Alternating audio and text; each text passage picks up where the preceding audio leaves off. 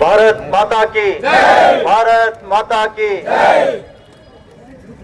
ಅಖಿಲ ಕರ್ನಾಟಕ ರಾಜ್ಯ ವಿದ್ಯಾರ್ಥಿಗಳ ಸಂಘಟನೆಯಿಂದ ಕಲಬುರಗಿಯಲ್ಲಿ ಉದ್ಯೋಗಕ್ಕಾಗಿ ಬೃಹತ್ ಪ್ರತಿಭಟನೆಯನ್ನ ಹಮ್ಮಿಕೊಂಡಂತ ಈ ಸಂಘಟನೆಯ ಅಧ್ಯಕ್ಷರೇ, ಅದರ ಜೊತೆಗೆ ಆಶೀರ್ವದಿಸಲು ಬಂದಂತ ಬಹಳ ಶ್ರೀಗಳಲ್ಲಿ ಅನಂತ ಭಕ್ತಿ ಪ್ರಣಾಮಗಳನ್ನು ಸಲ್ಲಿಸಿ ಬಿಜೆಪಿಯ ನಾಯಕರಾದ ಚಂದು ಪಾಟೀಲ್ರೇ, ಸಾಮಾಜಿಕ ಹೋರಾಟಗಾರ ಹಿರೇಮಠರವರೇ, MS ಪಾಟೀಲ್ರೇ ಹಾಗೂ ಮಲ್ಲಿಕಾರ್ಜುನ್ ಸಾರವಾಡ್ರವರೇ, ಇಲ್ಲಿ ನೆರೆದಂತ ಎಲ್ಲ ನನ್ನ ನೆಚ್ಚಿನ ವಿದ್ಯಾರ್ಥಿಗಳೇ, ಆರಕ್ಷಕ ದಳದವರೇ, ಪತ್ರಕರ್ತ ಮಿತ್ರರೇ, ಯುವಕರು ಕರ್ನಾಟಕದಲ್ಲಿ ಕಳೆದ ಹಲವಾರು ದಿನಗಳಿಂದ ನಿರಂತರವಾಗಿ ಸರ್ಕಾರದ ಮೇಲೆ ಒತ್ತಡ ಹಾಕ್ತಾ ನಮಗೆ ಉದ್ಯೋಗ ಸಿಗಬೇಕು ಅನ್ನುವಂತಹ ಪ್ರತಿಭಟನೆಯನ್ನ ಮಾಡ್ತಾ ಇದ್ದಾರೆ.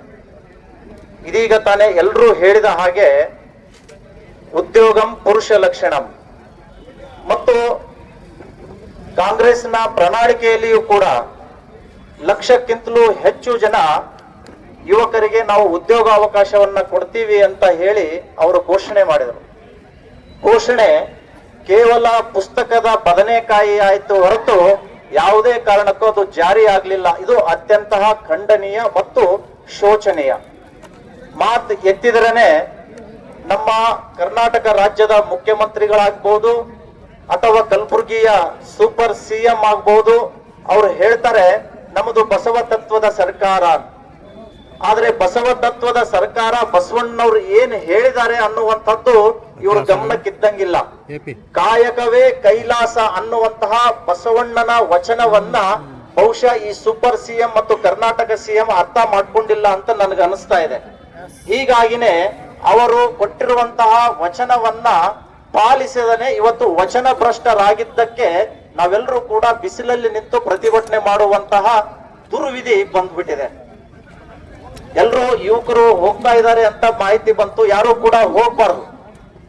ಯಾಕೆ ಅಂತ ಕೇಳಿದ್ರೆ ನೌಕರಿ ಇದ್ದವರಿಗೆ ಮತ್ತು ನೌಕರಿ ಇಲ್ಲದೆ ಇದ್ದವರಿಗೆ ಏನು ವ್ಯತ್ಯಾಸ ಅಂತ ಕೇಳಿದ್ರೆ, ನೌಕರಿ ಇದ್ದವರು ಪೊಲೀಸರ ರೀತಿಯಲ್ಲಿ ನೆರಳಲ್ಲಿ ನಿಲ್ತಾರೆ, ನೌಕರಿ ಇಲ್ಲದೆ ಇರುವವರು ನಾವು ಬಿಸಿಲಲ್ಲಿ ನಿಂತು ಹೋರಾಟ ಮಾಡಬೇಕಾಗಿದೆ.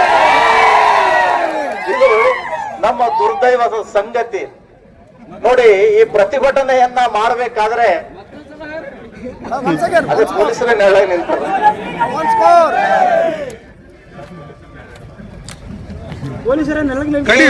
ಪ್ರತಿಭಟನೆ ಮಾಡಬೇಕಾದ್ರೆ ನಮ್ಮ ಸ್ಟೂಡೆಂಟ್ ಅಸೋಸಿಯೇಷನ್ ಅವರು ಒಂದು ಪರವಾನಗಿಯನ್ನ ಕೇಳ್ತಾರೆ. ದುರ್ದೈವ, ಪರವಾನಗಿಯನ್ನ ಕೊಡಬೇಕಾದಂತಹ ಪೊಲೀಸ್ ಇಲಾಖೆ 10 ಲಕ್ಷ ರೂಪಾಯಿ ಮುಚ್ಚಳಿಕೆಯನ್ನ ಬರೆದು ಕೊಡ್ಬೇಕು ಅಂತ ಒಂದು ಷರತ್ತನ್ನ ವಿಧಿಸ್ತಾರೆ. ಸ್ವಾಮಿ, ಆ 10 ಲಕ್ಷ ನಮ್ಮ ಸಂಘಟನೆಯಲ್ಲಿ ಇದ್ದಿದ್ರೆ ನಿಮ್ಮ ಕಚೇರಿಯ ಬಾಗಿಲ ತನ ನಮ್ಮ ಕಾಲುಗಳು, ನಮ್ಮ ಚಪ್ಪಲಿಗಳು ಬರ್ತಿರ್ಲಿಲ್ಲ. ಕಲಬುರಗಿಯಲ್ಲಿ ಬಿಜೆಪಿ ನಾಯಕ ಚಂದು ಪಾಟೀಲ್ ಹೇಳಿದ ಹಾಗೆ ರಿಪಬ್ಲಿಕ್ ಆಫ್ ಕಲಬುರಗಿ ಆಗಿದೆ ಅನ್ನೋದು 100ಕ್ಕೆ 100 ಸತ್ಯ ಇದೆ. ಇಲ್ಲಿ ವಿದ್ಯಾರ್ಥಿಗಳಿಗೆ ಬೆಲೆ ಇಲ್ಲ, ಉದ್ಯೋಗ ಆಕಾಂಕ್ಷಿಗಳಿಗೆ ಕಿಮ್ಮತ್ತಿಲ್ಲ, ಪ್ರಾಮಾಣಿಕವಾಗಿ ಹೋರಾಟ ಮಾಡುವವರಿಗಂತೂ ಜೈಲೇ ಗತಿ, ಕೋರ್ಟಿಗೆ ಅಲೆದಾಡುವಂತಹ ಕೆಲಸ ಇಲ್ಲಿಯ ಡಿಪಾರ್ಟ್ಮೆಂಟ್ ನಮ್ಮ ಮೇಲೆ ಮಾಡ್ತಾ ಇದೆ. ಇವರು ಹೇಳ್ತಾರೆ ಮಾತಿಗೊಮ್ಮೆ ಜಂಬ ಕೊಚ್ಕೊಳ್ತಾರೆ. ನಮ್ಮ ಜಿಲ್ಲೆಯಲ್ಲಿ ಒಂದು ಜಂಬದ ಕೋಳಿ ಇದೆ. ಆ ಜಂಬದ ಕೋಳಿ ಹೇಳುತ್ತೆ 371 ಯಾರು ತಂದದ್ದು? 371 ನಾವೇ ತಂದದ್ದು. 371 ಇಲ್ಲದೆ ಇದ್ರೆ ನಮ್ಮ ಭವಿಷ್ಯ, ಯುವಕರ ಭವಿಷ್ಯ ಹಾಳಾಗ್ತಿತ್ತು. ಹೌದು ಅಲ್ವೋ ಅಂತ ಹೇಳಿ ಪುಂಗಿ ಉತ್ತಾ ಇದ್ರು. ಆದ್ರೆ ಈ 371 ಸರ್ಟಿಫಿಕೇಟ್ ತಗೊಂಡ ಮೇಲೆ ನೀವು ಉದ್ಯೋಗ ಕೊಡದೆ ಹೋದ್ರೆ ಅದನ್ನ ಅರ್ಕೊಂಡು ಕುಡಿಬೇಕಾ ಸ್ವಾಮಿ? ಉದ್ಯೋಗ ಕೊಡಿ ನಮಗೆ. ದುರ್ದೈವ, ಪೊಲೀಸ್ ಇಲಾಖೆ ಕಾನೂನು ಮತ್ತು ಸುವ್ಯವಸ್ಥೆ ಕಾಪಾಡುವಂತಹ ಆ ಇಲಾಖೆಯಲ್ಲಿ 27,000 ಹುದ್ದೆಗಳು, ಕಾನ್ಸ್ಟೇಬಲ್ ಹುದ್ದೆಗಳು ಖಾಲಿ ಇದಾವೆ ಅಂದ್ರೆ ಈ ರಾಜ್ಯದ ಕಾನೂನು ಸುವ್ಯವಸ್ಥೆ ಕಾಪಾಡೋರು ಯಾರು?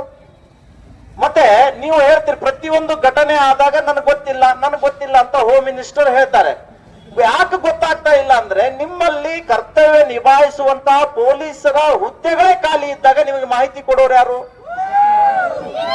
ಇದ್ದಂತಹ ಪೊಲೀಸ್ ಇಲಾಖೆಯವರು ನೋಡಿ, ಡ್ರಗ್ಸ್ ಈ ವಿದ್ಯಾರ್ಥಿಗಳ ಭವಿಷ್ಯವನ್ನೇ ಹಾಳು ಮಾಡುವಂತಹ, ಅಮಲಿನಲ್ಲಿ ತಳ್ಳುವಂತಹ ಡ್ರಗ್ಸ್ ಫ್ಯಾಕ್ಟರಿಗಳು ನಿಮ್ಮ ಮೂಗಿನ ನೇರಕ್ಕೆ ಮೈಸೂರು ಬೆಂಗಳೂರಿನಲ್ಲಿ ಇದ್ರೂ ಕೂಡ ಅದನ್ನು ಪತ್ತೆ ಹಚ್ಚಕ್ಕಾಗಲ್ಲ. ಅದನ್ನು ದೂರದ ಮಹಾರಾಷ್ಟ್ರದ ಪೊಲೀಸರು ಬಂದು ಪತ್ತೆ ಹಚ್ತಾರಂದ್ರೆ ನೀವು ಎಷ್ಟು ದುರ್ಬಲರಾಗಿದ್ದೀರಿ ಅನ್ನುವಂಥದ್ದನ್ನ ನೀವು ಅರ್ಥ ಮಾಡ್ಕೊಳ್ಬೇಕು. 10 ಲಕ್ಷ ರೂಪಾಯಿ ನಾವು ರಸ್ತೆ ಮೇಲೆ ಇಳಿದು ಪ್ರತಿಭಟನೆ ಮಾಡಬೇಕಾದ್ರೆ ಬಾಂಡ್ ಕೇಳ್ತೀರಿ. ಯಾಕೆ ಅಂತ ಕೇಳಿದ್ರೆ ಸಾರ್ವಜನಿಕರಿಗೆ ತೊಂದರೆ ಆಗುತ್ತೆ ನೀವು ಪ್ರತಿಭಟನೆ ಮಾಡೋದ್ರಿಂದ. ನಾನು ನಿಮಗೆ ಪ್ರಶ್ನೆ ಹಾಕ್ತೀನಿ, ಕಲಬುರಗಿಯ ಉಸ್ತುವಾರಿ ಮಂತ್ರಿ ಕಲಬುರಗಿಯ ರಸ್ತೆ ಮೇಲೆ ಓಡಾಡಬೇಕಾದ್ರೆ ಜನರಿಗೆ ತೊಂದರೆ ಆಗುವ ರೀತಿಯಲ್ಲಿ ಜೀರೋ ಟ್ರಾಫಿಕ್ ಅನ್ನ ಇಡ್ತೀರಿ. ಇದು ಜನರಿಗೆ ತೊಂದರೆ ಆಗೋದಿಲ್ವಾ? ಅವರಿಂದ ಎಷ್ಟು ಲಕ್ಷದ ಮುಚ್ಚಳಿಕೆಯನ್ನ ನೀವು ಬರ್ಸ್ಕೊಂಡಿದ್ದೀರಿ, ಇದನ್ನ ನೀವು ಬಹಿರಂಗಪಡಿಸಿ. ಇದು ಅತ್ಯಂತ ಅನ್ಯಾಯ ನಮ್ಮ ಕರ್ನಾಟಕದ ಉದ್ಯೋಗ ಆಕಾಂಕ್ಷಿಗಳಲ್ಲಿ ನಡೀತಾ ಇದೆ. ಎಲ್ಲರೂ ಹೇಳ್ತಾ ಇದ್ರು KPSC ಅಕ್ರಮ ಆಗ್ತಾ ಇದೆ, ಅದು CBI ಕೊಡಬೇಕು ಅಂತ. KPSC ಅಂದ್ರೆ ಏನ್ ಗೊತ್ತಾ? Karnataka fraud committee sir. ಅದು ಕರ್ನಾಟಕ ಫ್ರಾಡ್ ಕಮಿಟಿ. ಯಾಕೆ ಅಂತ ಕೇಳಿದ್ರೆ ಅಲ್ಲಿ ಉದ್ಯೋಗ ಪಡಿಬೇಕಾದಂತವನು ಕೋಟಿಗಟ್ಟಲೆ ಹಣವನ್ನ ಅಲ್ಲಿ ಲಂಚ ಕೊಡಬೇಕು.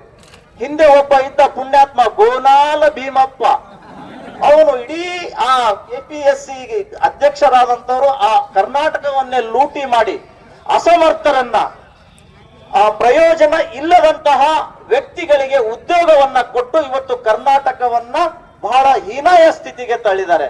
ಇದೆಲ್ಲವೂ ಕೂಡ ನಿಲ್ಲಬೇಕು ಅನ್ನುವ ಕಾರಣಕ್ಕಾಗಿ, ಯೋಗ್ಯರಿಗೆ ಆ ಉದ್ಯೋಗ ಸಿಗಬೇಕು ಅನ್ನುವ ಕಾರಣಕ್ಕಾಗಿ ತಮ್ಮ ಪ್ರಾಣವನ್ನ ಲೆಕ್ಕಿಸದೇನೆ ಧಾರವಾಡದ ಕಲ್ಯಾಣ ಕರ್ನಾಟಕದಲ್ಲಿ ಮತ್ತು ಮುಂಬೈ ಕರ್ನಾಟಕದಲ್ಲಿ ಬೃಹತ್ ಹೋರಾಟವನ್ನ ನಮ್ಮ ವಿದ್ಯಾರ್ಥಿಗಳು ಏರ್ಪಡಿಸ್ಕೊಂಡು ಹೊಂಟಿದ್ದಾರೆ.